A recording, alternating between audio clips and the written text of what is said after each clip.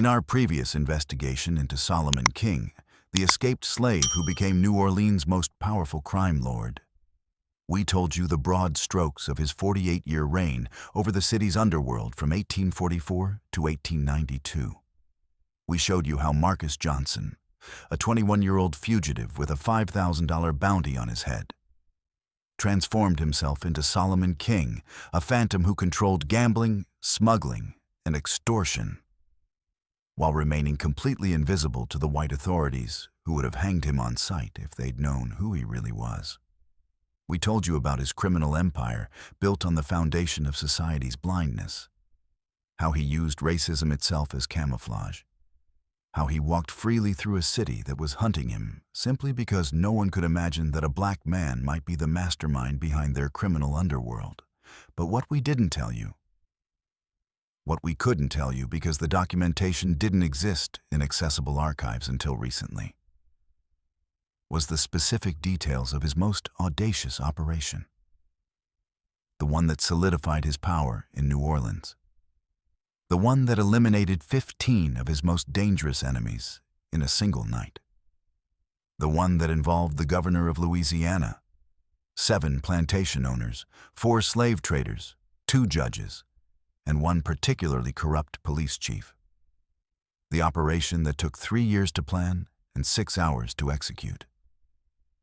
The operation known in Solomon's private records as the Governor's Banquet.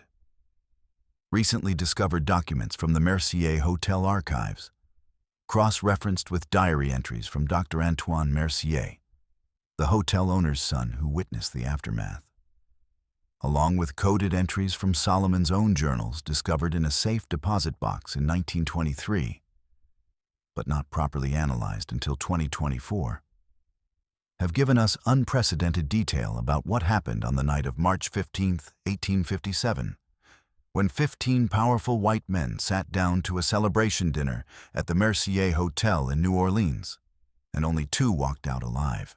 The other 13 died in their homes over the following 6 hours, writhing in agony from a poison so subtle that even the city's best doctors couldn't identify it until weeks after the deaths. And by then, it was too late to connect the dots. Because the man who served them their final meal, who smiled and bowed and played the perfect servant while delivering death with each course, had vanished into the night like smoke, leaving behind only corpses and questions. This is the story of how Solomon King orchestrated mass murder in plain sight, how he turned a celebratory banquet into a funeral feast, how he used the tools of the elite, fine dining, expensive wine, social ritual, to destroy the very men who profited from slavery. This is the detailed account of planning, preparation, and execution that made Solomon King untouchable in New Orleans for the next 35 years. This is the Governor's Banquet. If you're watching this, subscribe and turn on notifications. This is a story about patience and poison, about a criminal genius who understood that the most devastating attacks are the ones people never see coming. This is about a fugitive slave who became judge, jury, and executioner for 15 men who thought they were celebrating their power over a city that would never challenge them. Leave a comment telling us where you're watching from. This is the kind of story that shows how intelligence and planning can accomplish what armies cannot. The story begins not in 1857, but in 1854, 3 years earlier, when Solomon King first learned about a planned consolidation of power among New Orleans' slave-trading elite. By 1854, Solomon had been operating in New Orleans for 10 years, building his criminal network carefully, making money through illegal gambling operations, smuggling goods past customs officials, and providing protection services to brothels and saloons. He had created a layer of white intermediaries who fronted his operations, men who were either too greedy or too indebted to ask questions about where their orders came from. To the world, Solomon was invisible. To his network, he was a voice in the shadows, a source of instructions that always led to profit. But Solomon's operations had a problem. competition from legitimate business that happened to be more evil than anything he did. The slave trade in New Orleans in the 1850s was booming, generating millions of dollars annually. And 15 men controlled most of it. Governor Paul Hébert, who provided political protection, 7 plantation owners who were the primary buyers, Pierre Beauregard, Claude Fontenot, Jacques Beaumont, Henri Devereux, Armand Lafayette, Philippe Mercier, no relation to the hotel, and Thomas Whitmore. 4 slave traders who dominated the market: Marcus Sullivan, James Crawford, William Petit, and Charles Dufour. 2 judges who provided legal cover: Judge Henry Morrison and Judge Robert Theriot. And Police Chief Edward Quinn, who ensured that runaway slaves were caught and returned, and that anyone who helped fugitives disappeared. These 15 men formed an unofficial cartel, meeting quarterly to coordinate prices, share information about abolitionist activity, and ensure that their collective grip on the slave economy remained unbreakable. They were rich, powerful, and completely confident in their invincibility. They owned the city's economy, controlled its legal system, and had the explicit protection of the governor himself. Solomon hated them with a focused intensity that went beyond personal grievance. These weren't just powerful white men. These were the men who perpetuated the system that had enslaved him, that kept hundreds of thousands of black people in bondage, that made fortunes buying and selling human beings. And more personally, one of them, James Crawford, was the trader who had originally sold Solomon's mother away from the Mississippi plantation where Solomon was born, separating her from her 5-year-old son, sending her to a Louisiana sugar plantation where she died 3 years later from overwork and disease. Solomon had spent years tracking down that information, paying bribes to clerks and forgers to access old bills of sale, piecing together his mother's fate. When he finally confirmed that James Crawford had been the traitor responsible, he made a decision. Crawford would die. But Crawford wouldn't die alone. If you're going to kill a snake, Solomon reasoned, you kill the whole nest. In early 1854, Solomon learned through his network that these 15 men were planning something unprecedented. A formal organization, a legal entity that would centralize and monopolize the entire slave trade in Louisiana. They were calling it the Louisiana Commerce Protection Association. But everyone understood what it really was. A cartel that would control every aspect of the slave economy in the state, eliminating competition, fixing prices, and coordinating with similar organizations in other southern states to create a regional monopoly. The organization would have legal recognition, would be protected by state law, and would essentially make the slave trade impossible to challenge or disrupt. For Solomon, this was both a threat and an opportunity. A threat because such an organization would increase surveillance, would make it harder for fugitive slaves like himself to operate, would strengthen the very system he had escaped. But an opportunity because it meant all his enemies would be gathering regularly in one place, coordinating their activities, making themselves predictable. If he could eliminate the leadership of this organization before it fully formed, he could deal a devastating blow to the slave trade in Louisiana and protect his own operations in the process. So Solomon began planning. Not impulsively, not emotionally, but with the cold calculation of a military strategist. He spent 3 years gathering information, studying his targets, preparing the weapon that would destroy them. 3 years of patience, of watching and waiting, of building a plan so intricate that when it finally executed, it would appear to be nothing but tragic coincidence. 15 powerful men dying within hours of each other. All of them elderly or middle-aged. All of them wealthy men who ate rich food and drank heavily. All of them succumbing to what appeared to be natural causes, or perhaps some unknown illness that struck the banquet attendees. No murder weapon, no suspect, no motive that anyone could prove. The foundation of Solomon's plan was poison, but not just any poison. He needed something that would kill reliably, but not immediately, that would cause symptoms delayed enough that the deaths wouldn't be connected to the dinner, that would be undetectable by the medical knowledge of 1857, and that could be administered to multiple people simultaneously without raising suspicion. This was a tall order. But Solomon had resources that few criminals possessed.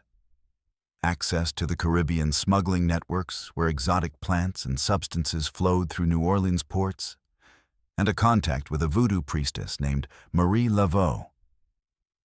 Not the famous one, but a younger practitioner who shared the name, who knew more about poisons derived from plants and animals than any doctor in the city. Solomon spent 6 months in 1854-1855 working with Marie to develop the perfect poison. They tested dozens of substances on rats, then on larger animals purchased from the markets, carefully documenting onset times, symptom progression, and lethality. What they finally settled on was a combination: a base of oleander extract, which causes cardiac arrest but takes hours to work, mixed with small amounts of aconite, which causes respiratory distress, and a trace of arsenic, which causes gastric symptoms that would mask the other poison's effects and could plausibly be blamed on food poisoning. The genius was in the combination and the dosage. Each component alone would cause symptoms but might not kill, and would be detectable by the crude toxicology of the era. But together, in precise ratios, they created a delayed-action poison that would kill within 6 to 8 hours, would cause symptoms that appeared to be a severe gastric illness or heart condition, and would break down in the body quickly enough that any doctor examining the corpses hours later would find only traces of arsenic, which could be blamed on contaminated food or medicine, and no clear cause of death. But having a poison was only the first step. Solomon needed a delivery mechanism, a way to administer it to 15 specific men at a public dinner without poisoning anyone else or raising suspicion. This required detailed planning and multiple backup strategies. He needed to know the menu, needed to control which dishes went to which guests, needed to be in the room serving the food, needed to avoid suspicion both during and after the deaths. This is where Solomon's 3-year timeline became crucial. He needed to insert himself into the Mercier Hotel's operations, needed to become a trusted employee, needed to be specifically assigned to serve the private dining room where the cartel's celebration would take place. In late 1854, Solomon, using the identity of a free black man named Joseph Reynard, with forged papers claiming he had been freed by his Louisiana master in 1850, applied for work at the Mercier Hotel, one of New Orleans' most prestigious establishments. He started as a dishwasher, worked his way up to busboy, then to server.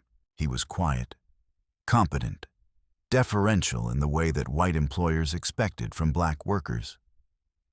He made himself invisible and indispensable, the kind of worker who did his job perfectly and never caused problems.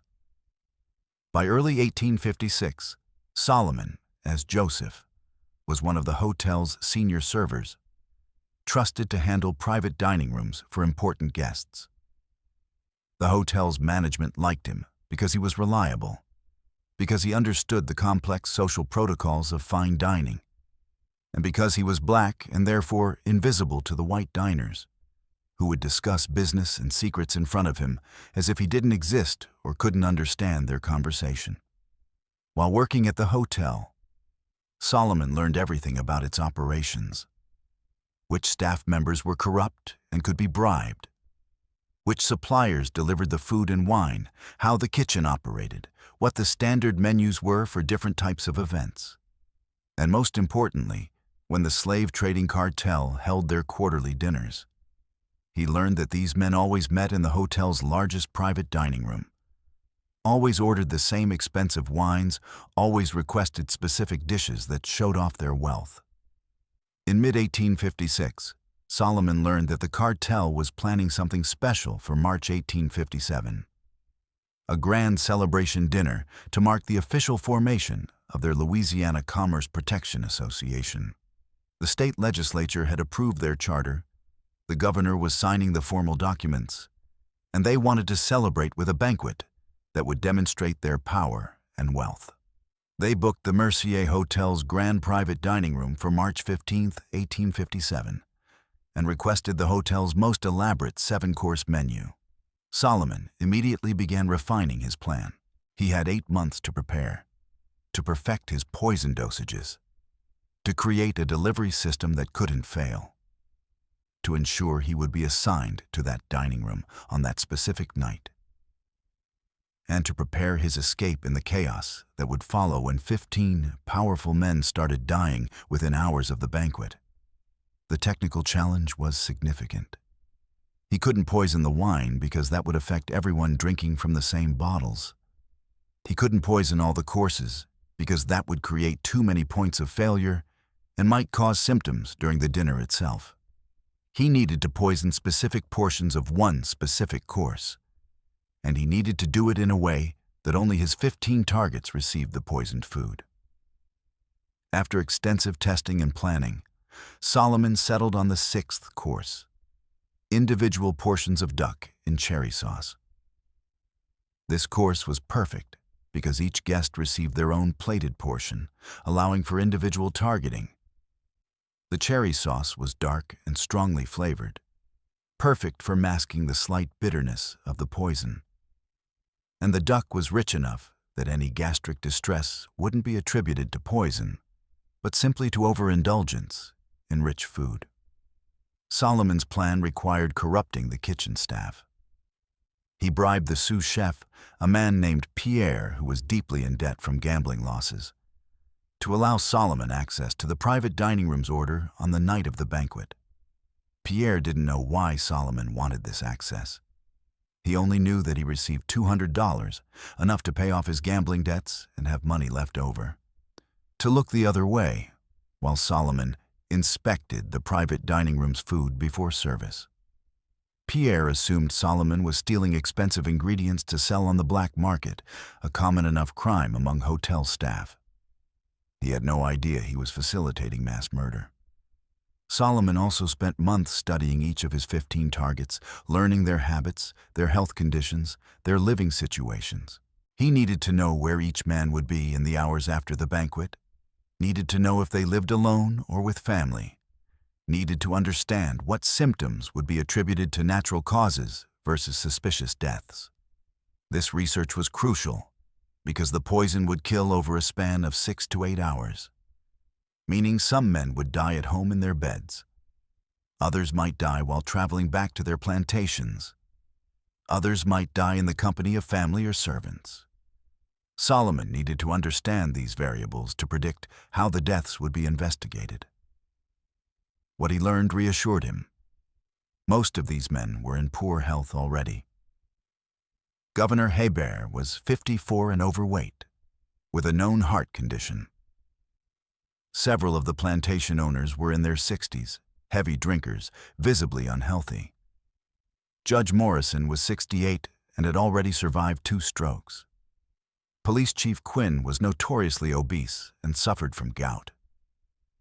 These men's deaths would be sad, but not particularly suspicious. Wealthy, middle-aged, and elderly men dying from apparent heart attacks or strokes was common enough that doctors wouldn't look deeper. The 2 men Solomon worried about were the youngest, James Crawford, the slave trader, 42 years old, and Thomas Whitmore, the plantation owner, 38 years old. These men were relatively healthy, and their deaths would be more suspicious. But Solomon decided the risk was acceptable. If all 15 men died, some suspicion was inevitable. But if the deaths appeared to be from a sudden illness that struck the banquet attendees, if they happened over several hours rather than simultaneously, if the symptoms matched known illnesses, then even suspicious deaths might be attributed to food poisoning or some unknown disease rather than deliberate murder. As March 1857 approached, Solomon finalized his preparations. He had his poison mixed and stored in a small vial that could be concealed in his serving vest. He had Pierre bribed and ready to allow him access to the kitchen. He had studied the hotel's layout and identified 3 different escape routes. He had packed a bag with clothes and money and left it with a trusted associate, ready to flee New Orleans if the plan went wrong. And he had made peace with the possibility of failure, with the knowledge that if he was caught, he would be hanged immediately, both for this crime and for being a fugitive slave. The night of March 15, 1857, arrived. Solomon reported for work at the Mercier Hotel at 4 p.m., 3 hours before the banquet was scheduled to begin. He went through his normal routine, setting up the grand private dining room, arranging place settings for 15 guests, plus the hotel owner, who would briefly join them for welcoming toasts. He was calm, focused, showing no sign of the adrenaline and terror coursing through him. This was it. 3 years of planning coming down to a few hours of execution. Everything had to go perfectly. The guests began arriving at 7 p.m. Solomon watched from the servants' hallway as they gathered in the dining room's anteroom for pre-dinner drinks. These were New Orleans elite, dressed in expensive suits, smoking cigars, laughing and boasting about their wealth and power. Governor Hebert was holding court, telling stories about his political victories. The plantation owners were discussing cotton prices and slave productivity. The traders were making crude jokes about the merchandise they'd sold recently. The judges and police chief were ensuring everyone that they would continue to provide legal and enforcement protection for the slave trade.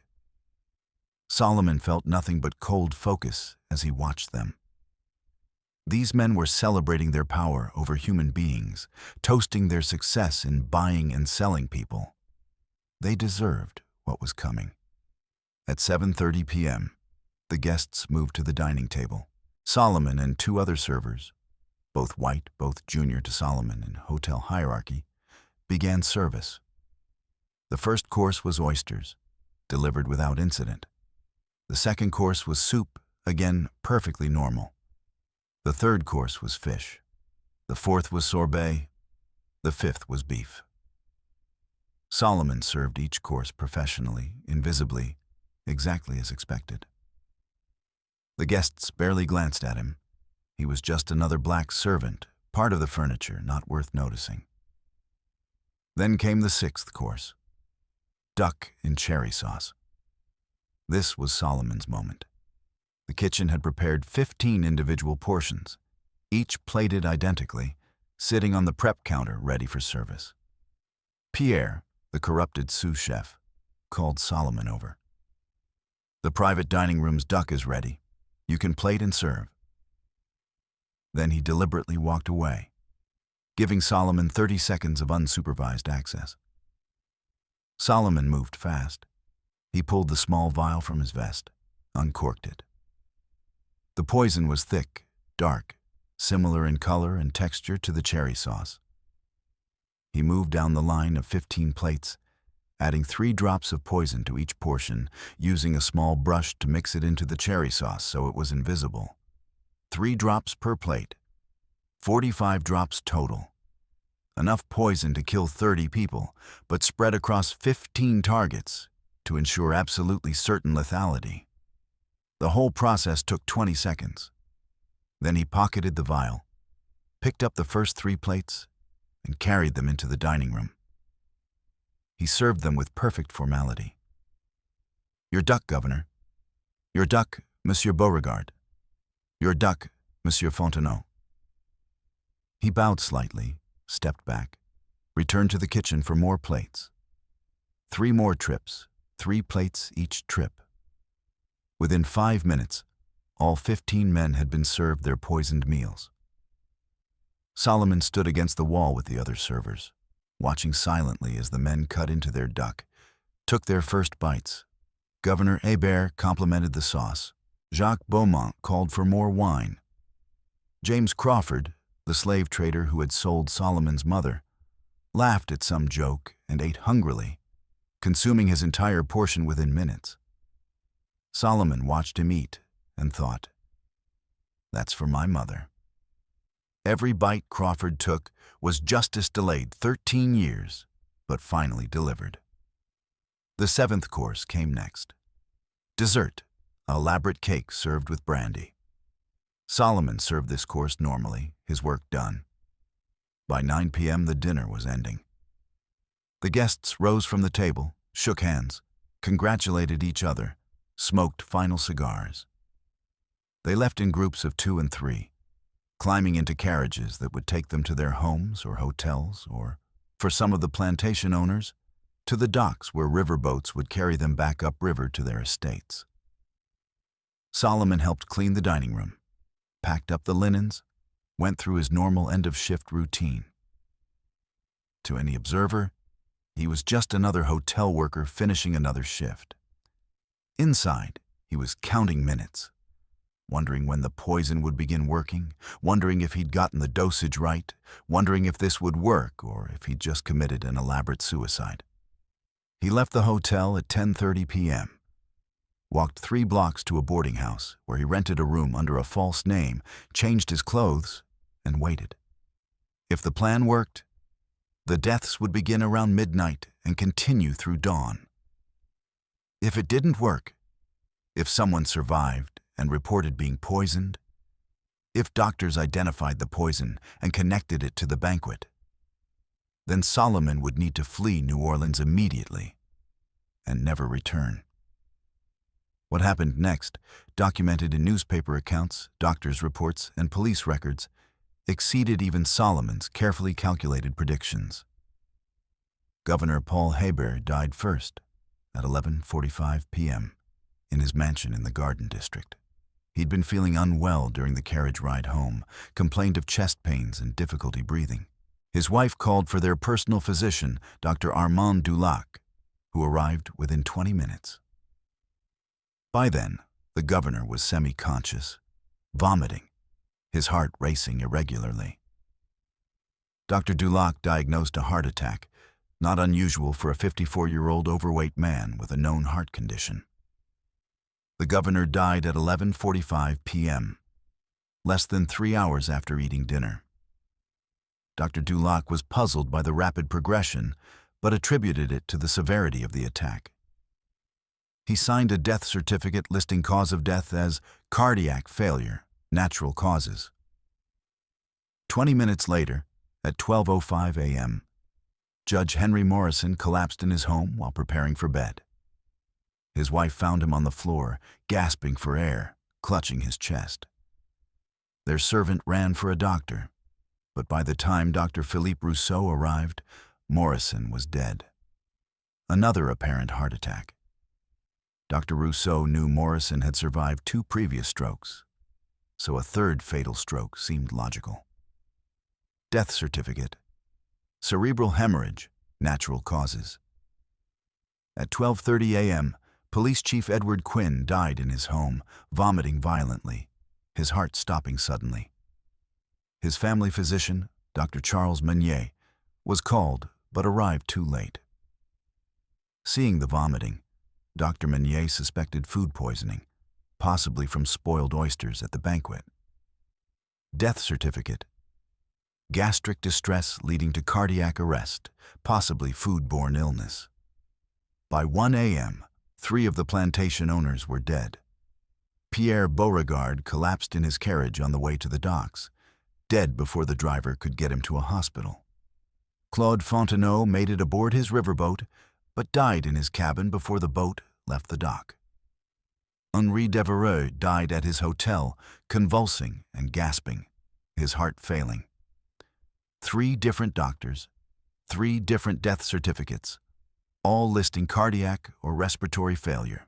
At 1:30 a.m., slave trader Marcus Sullivan died screaming in agony, his entire body racked with pain, his heart racing out of control before stopping completely. His doctor, Dr. Jean Baptiste, was disturbed by the violence of the symptoms, but ultimately concluded it was a massive heart attack triggered by some underlying condition. Death certificate: acute cardiac failure. By 2 a.m., 9 of the 15 men were dead.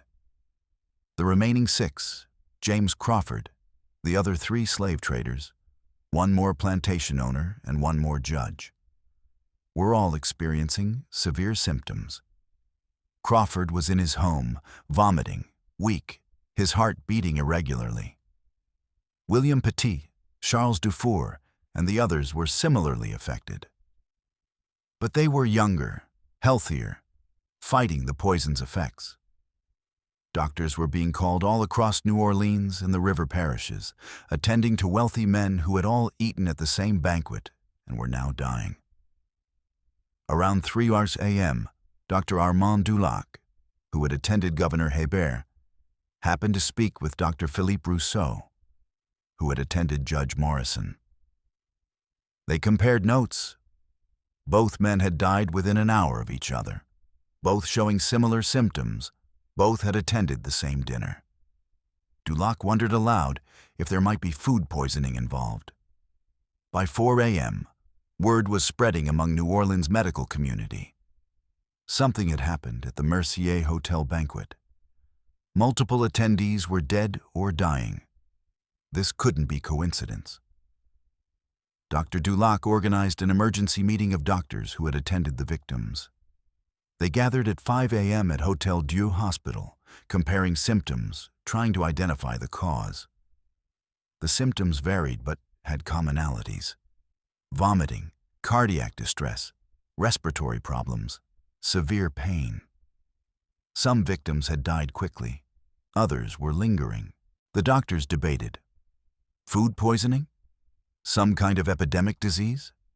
Mass heart failure from stress or excitement? Nobody suggested poison because mass poisoning seemed impossible. How would someone poison 15 specific people at a large banquet without affecting others? While the doctors debated, the last 6 victims were fighting for their lives. By 6 a.m., 3 more had died: plantation owner Armand Lafayette, Judge Robert Theriot, and slave trader William Petit. That left 3: James Crawford, Charles Dufour, and Thomas Whitmore. Solomon, sitting in his boarding house room, received updates through the criminal network he'd built. He had associates posted near several victims' homes, watching for signs of death or survival. By 6 a.m., the reports coming back confirmed 12 deaths. 3 were still alive, but in severe distress. Solomon began to worry. If any of the 3 survived and could speak coherently about being poisoned, if they remembered the banquet and the specific course where the poison was delivered, the investigation would focus on the hotel, on the servers, on him. At 6:30 a.m., Charles Dufour died in tremendous pain, his heart finally giving out after hours of struggle. 13 dead, 2 alive. James Crawford and Thomas Whitmore were both conscious, both being attended by multiple doctors, both vomiting blood, both suffering from severe cardiac and respiratory distress. The doctors were desperate, trying everything they knew: bloodletting, emetics, laudanum for pain, herbs and medicines that were basically useless. They didn't know what they were treating because they didn't know what poison had been used. At 7:15 a.m., Thomas Whitmore died. His heart simply stopped, exhausted from fighting the poison's effects. 14 dead, 1 alive. James Crawford hung on. He was 42, relatively healthy despite his profession, strong constitution. The poison was killing him, but slowly. By 8 a.m., he was conscious enough to speak, though barely. Dulac, who was attending him, asked, "What did you eat at the dinner? What was different?" Crawford, gasping, "Everything. Everyone ate. Same food." "Did anything taste strange?" "No, all normal. Good meal." Crawford coughed, vomited again. Am I dying? We're doing everything we can, Dr. Dulac lied. Crawford died at 8:47 a.m., 9 hours and 17 minutes after consuming the poison. His last words were incomprehensible, a mumbled prayer or curse, and then he was gone. 15 for 15. Solomon had achieved complete success. But now came the aftermath, the investigation, the danger period when everything could still unravel. Dr. Dulac and the other doctors immediately concluded this had to be mass poisoning. 15 men from the same banquet, all dead within 12 hours, couldn't be coincidence. The police were called. The hotel was investigated. The staff was questioned. Solomon, as Joseph Reynard, was questioned along with every other hotel employee. He told the police he had served the 6th course, the duck, which all the deceased had eaten. But he pointed out that dozens of other people had eaten at the hotel that night, in the main dining room and other private rooms, and none of them had died. If the food was poisoned, why had only the 15 men in the private dining room been affected? Unless someone had specifically poisoned their portions. This was a calculated risk. But Solomon was directing suspicion toward the kitchen rather than away from the hotel entirely. He knew the police would investigate the hotel regardless, so better to give them a plausible theory that would focus their attention on the kitchen staff rather than the servers. The police arrested Pierre, the sous chef, based on Solomon's helpful suggestion that Pierre had been acting suspiciously the night of the banquet. Pierre protested his innocence, said he'd only stepped away briefly, hadn't touched the food. He mentioned that Joseph Reynard, Solomon, had been near the duck plates but insisted Joseph was trustworthy, had worked at the hotel for years. But here's where Solomon's long-term planning paid off. Pierre had gambling debts, had received a mysterious $200 payment shortly before the banquet, documented by Pierre's creditors who reported receiving payment, and had no alibi for several hours after the banquet. Circumstantial evidence pointed to Pierre as a possible culprit, even though he was innocent. The police also investigated the possibility of poisoned ingredients, contaminated wine, or some kind of disease. Samples of the remaining food and wine from the banquet were tested using the crude toxicology available in 1857. They found traces of arsenic in some samples, which was actually somewhat common. Arsenic was used in medicines and sometimes appeared in food through environmental contamination. But the levels weren't high enough to definitively prove intentional poisoning. The investigation dragged on for months. Pierre was eventually released due to lack of evidence, though his reputation was destroyed and he left New Orleans. Several other kitchen staff members were questioned and released. The hotel's owner was devastated, both by the deaths and by the damage to his establishment's reputation. The Mercier Hotel would never fully recover from the scandal. Meanwhile, Solomon continued working at the hotel for 3 more months, playing the role of Joseph Reynard, concerned employee, witness to tragedy. Then, in June 1857, he quietly quit, saying he was moving to Mobile for family reasons. He collected his final pay, thanked the hotel management for the opportunity, and disappeared. Joseph Reynard ceased to exist.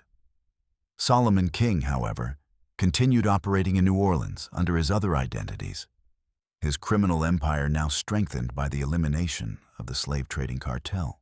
The Louisiana Commerce Protection Association dissolved before it even officially began, its leadership dead, its plans in ruins. The slave trade in Louisiana continued, but it was fragmented, disorganized, vulnerable in ways it hadn't been before. And Solomon, having proven his ability to eliminate enemies without being caught, found that his reputation in the criminal underworld, among those who knew the Phantom existed, grew to mythical proportions. The official conclusion of the investigation, issued in August 1857, was that the deaths had been caused by poisoning by person or persons unknown, possibly through contaminated food ingredients or deliberate introduction of toxic substances into the banquet meal. Perpetrator unidentified, case unsolved. The file was closed. 15 murders, perfect in execution, never solved. Solomon's coded journal entry for March 16, 1857, discovered in 1923, reads simply, "The governor's banquet concluded successfully. 15 guests departed as expected. Business continues." No confession, no details, just a cryptic acknowledgement that could mean anything or nothing. Dr. Antoine Mercier, the hotel owner's son, wrote in his private diary, discovered in the 1940s, "I believe my father's hotel was used for murder most foul. The coincidence of 15 deaths, all from one dinner, defies natural explanation. Someone poisoned those men. Someone with access to the kitchen or serving staff. But who and why? The police say they investigated thoroughly, found nothing conclusive. I think they didn't want to find the truth. These were powerful men, involved in the slave trade, a business that generates enemies. Perhaps someone decided to settle accounts. Perhaps justice was served, though not through law. I will never know. And perhaps it's better that way." The historical record shows that in the 5 years following the governor's banquet, the slave trade in Louisiana became less centralized, less efficient, more vulnerable to abolitionist pressure. Without the coordinated leadership of the cartel, individual traders and plantation owners made independent decisions that often conflicted. Prices fluctuated wildly. Legal protections weakened as new politicians replaced those who had died. The system didn't collapse, but it was damaged in ways that made it easier for the abolitionist movement to challenge. Did Solomon King's actions contribute to slavery's eventual end? In a small way, perhaps. Did they save lives? Impossible to calculate. How many enslaved people benefited from a weakened slave trading network? How many found opportunities to escape because the system was less coordinated? These questions have no clear answers.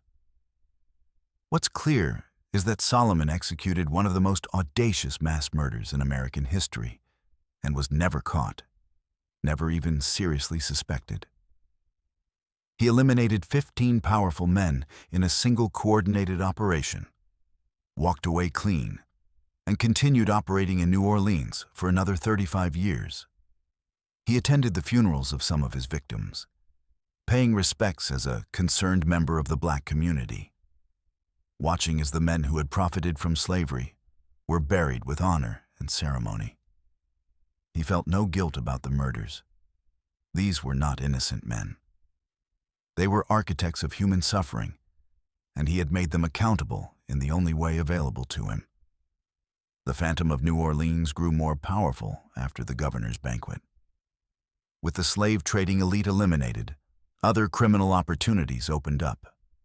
Solomon expanded his operations, took control of smuggling networks that had been contested, consolidated power in ways that wouldn't have been possible if those 15 men had lived. By the 1860s, when the Civil War began, Solomon was the invisible kingpin of New Orleans' underworld, controlling vast sums of money, employing dozens of people, both black and white, and operating with such subtlety that even people who worked for him often didn't know he existed. The irony is profound. A fugitive slave became more powerful than the men who had tried to enslave him, used the very invisibility that racism imposed on him as a weapon to destroy his enemies, and built an empire on the foundation of a system that said he was property rather than human. Solomon King proved that intelligence, patience, and careful planning could accomplish what rebellion and violence often could not. The governor's banquet was not the end of Solomon's story. He would continue operating in New Orleans through the Civil War, through Reconstruction, through the rise of Jim Crow laws in the 1880s. He would adapt to changing circumstances, would survive challenges from rivals and law enforcement, would make alliances with new power brokers. His story continued until his death in 1892. When he died in his bed, a wealthy man surrounded by people who knew him as a respected businessman and community leader. Never knowing that the gentleman who had been so generous to black churches and schools was also a murderer, a criminal, and a fugitive slave who had never truly stopped running. But that's a story for another time. For now, we end with the governor's banquet. March 15, 1857. 15 men poisoned, 15 murders never solved. One man walking out of the Mercier Hotel into the New Orleans night, carrying the weight of 15 deaths and feeling no regret. Justice is a strange thing. Sometimes it comes through law and courts. Sometimes it comes through poison and patience. Solomon King delivered his own justice, and history, for better or worse, allowed him to get away with it.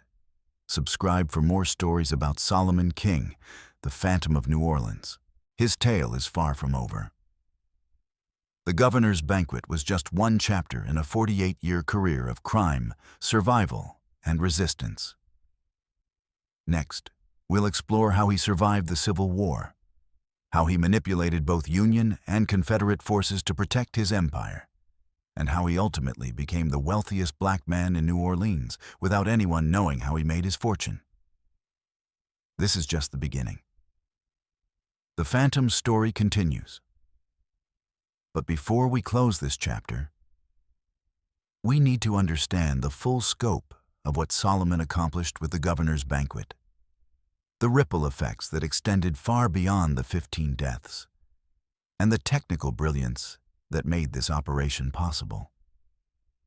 The poison development process that Solomon undertook with Marie Laveau in 1854-1855 was itself a masterclass in patience and scientific method. They weren't working with modern chemistry or laboratory equipment. They were using traditional knowledge passed down through generations of Caribbean and African herbalists, combined with careful observation and experimentation. Marie's knowledge came from her grandmother, who had been a healer in Haiti before being brought to Louisiana as a slave. The grandmother had learned from African and Taino traditions, understanding that every plant contains both medicine and poison, depending on dosage and preparation. Marie had expanded this knowledge by working with smugglers who brought exotic plants from across the Caribbean and South America. She knew plants that European doctors had never heard of, understood preparation methods that weren't written in any book. The testing process was meticulous and disturbing. Solomon would acquire rats from the docks, where they were plentiful and free. He and Marie would administer different substances in different dosages, carefully noting the time between administration and first symptoms, the time until death, the nature of the symptoms. They discovered that many poisons worked too quickly, causing death within minutes or hours, which would make the connection to the banquet obvious, or too slowly, taking days to kill, which allowed time for doctors to identify and treat the poisoning. They tested over 40 different combinations before finding the mixture that worked. Oleander extract, derived from the beautiful but deadly flowering plant that grew throughout the South. Aconite, wolfsbane, imported from Europe through Caribbean traders. And arsenic, readily available from rat poisons and certain medicines. The key was the ratio and the total dosage. Too much, and the victim would die too quickly. Too little, and they might survive. The Goldilocks zone was narrow, but discoverable through testing. By early 1856, they had refined the poison to a formula that would kill a healthy adult male weighing 150 to 200 pounds within 6 to 8 hours of ingestion, would cause symptoms that mimicked heart attack, stroke, or severe gastric illness, and would degrade in the body quickly enough that posthumous testing, with 1857 technology, would find only traces of arsenic. which could be explained as environmental contamination or medicinal use. But having a poison was only the foundation. Solomon needed to insert himself into the Mercier Hotel, and this required creating an entire false identity. Joseph Reynard wasn't just a name on forged papers. Solomon built a complete backstory. Joseph had been enslaved in Baton Rouge, freed by his master in 1850.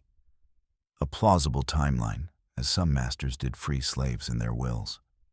Had worked in Baton Rouge restaurants for 4 years before moving to New Orleans in 1854, seeking better opportunities.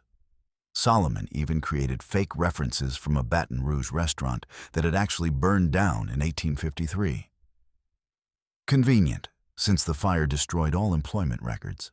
He practiced Joseph's mannerisms, his speech patterns, his level of education, literate but not highly educated, as expected for a freed slave. His deference to white authority.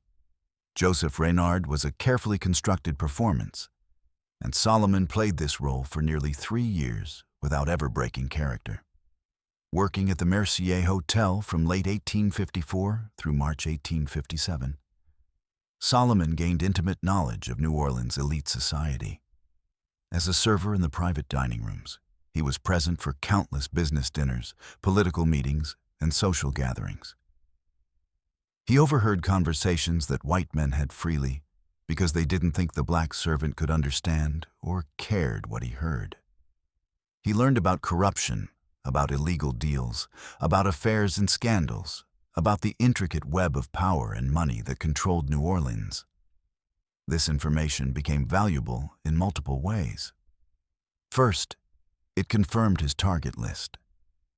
He overheard the slave trading cartel discussing their plans, learned who the key members were, understood their relationships and hierarchies.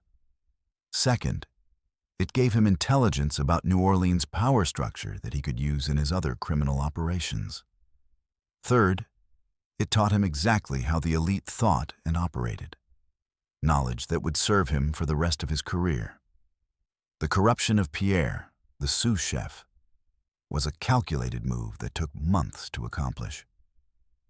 Solomon first identified Pierre as vulnerable through observation. Pierre gambled frequently at illegal gaming houses that Solomon's network controlled. Solomon arranged for Pierre to win occasionally, building hope, but lose more often, building debt. By early 1857, Pierre owed $300 to gambling operators, a debt he couldn't pay on his sous chef's salary. Solomon, through an intermediary, approached Pierre with an offer. $200 cash, immediately, in exchange for a simple favor. Look the other way while Joseph Reynard inspects the private dining room's food on the night of March 15th. Pierre, desperate and assuming this was simple theft, agreed. He had no idea he was facilitating mass murder. The night of the banquet itself was the culmination of 3 years of planning, but it still required perfect execution under pressure. Solomon's heart was racing when he added the poison to the duck plates, but his hands were steady. He had practiced the motion hundreds of times, knew exactly how to pull the vial, uncork it with one hand, apply 3 drops per plate, mix with the brush, move to the next plate, all in under 30 seconds. He'd timed himself repeatedly, knew he could do it, even with the adrenaline making his pulse pound in his ears. When he served the poisoned duck, he looked each man in the face, smiled politely, played the perfect servant. He served Governor Hebert and thought, "You signed laws that kept my people in chains." He served James Crawford and thought, "You sold my mother." He served the judges and thought, "You made slavery legal and called it justice." Each plate delivered was a death sentence served with a bow and a "yes, sir." The hours after the banquet, from 10:30 p.m. when Solomon left the hotel until 9 a.m. when James Crawford finally died, were psychological torture. Solomon sat in his boarding house room, waiting for news, wondering if the poison would work, if someone would survive, if he would be caught. He had a packed bag ready to flee, had escape routes planned, had money hidden in 3 different locations. If the plan failed, he would run, disappear into the swamps or onto a ship heading to the Caribbean, would abandon everything he'd built in New Orleans rather than be captured. But the plan didn't fail. The deaths began right on schedule, around midnight, and continued through dawn. Solomon's intelligence network brought him updates every hour. Governor dead at 11:45 p.m. Judge Morrison dead at 12:05 a.m. Police chief dead at 12:30 a.m. The reports kept coming, each one confirming another successful kill. When the final report came at 9 a.m., James Crawford dead, all 15 targets eliminated. Solomon felt a moment of pure relief mixed with satisfaction. He had done it. 3 years of planning, executed perfectly. All targets eliminated, no survivors to identify him. But relief quickly turned to alertness as the investigation began. Solomon knew this was the most dangerous phase. The police would be thorough, would question everyone, would look for connections and evidence. He needed to be ready to deflect suspicion, to appear helpful without being too helpful, to be memorable enough that his innocence seemed obvious, but not so memorable that he became a focus of investigation. His strategy of subtly pointing suspicion toward Pierre was risky but necessary.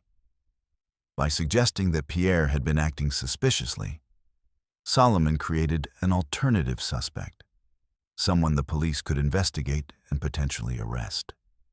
This protected Solomon while also creating noise in the investigation.